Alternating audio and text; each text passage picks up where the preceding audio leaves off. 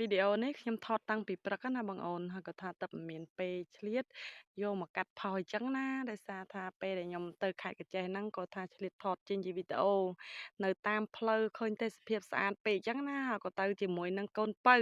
ចំណែកកូនពៅនេះគឺគេទៅកញ្ចេះហ្នឹងមិនបានទិញអីទេគឺទៅតាមទិញតារ៉េនបងអូនដោយសារថាគាត់នឹកឃើញចង់ញ៉ាំតារ៉េននេះអញ្ចឹងណាហើយក៏ថាចង់ទៅលេងខេត្តកញ្ចេះខ្លួនឯងផងហើយណាមួយថ្ងៃអាទិត្យដល់ពេលអញ្ចឹងទៅក៏ទៅជាមួយម៉ាក់អញ្ចឹងទៅហើយមកវិញមានបានអីទេបានតែតារ៉េនមួយនំហ្នឹងបងអូន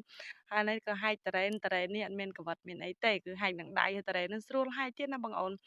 ចង់និយាយថាស្រួលហើយមែនតើវាទុំល្អឥឡូវនេះក៏ម៉ាក់សៀវពៅដាក់អស់2ខ្លែបហើយឃ្លានពេកសៀវពៅអស់1ខ្លែប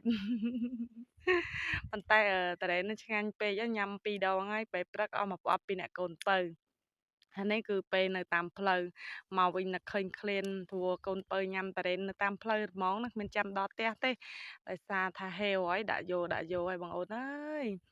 ហើយនេះមានដោះស្រោមដៃចេញទេអើយដាក់យកបងអូនឲ្យឃ្លានពេក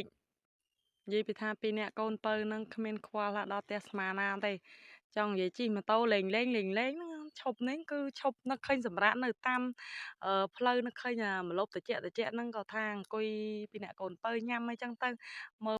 ចាស់ឥឡូវនេះក៏ថាវីដេអូខ្ញុំក៏មានតែប៉ុណ្្នឹងឯងសូមអរគុណជម្រាបលាបងប្អូនហេងជួបតែសំណាងល្អមានសុខភាពល្អទាំងអស់គ្នាណាបងប្អូនចាអរគុណបាយបាយជម្រាបលា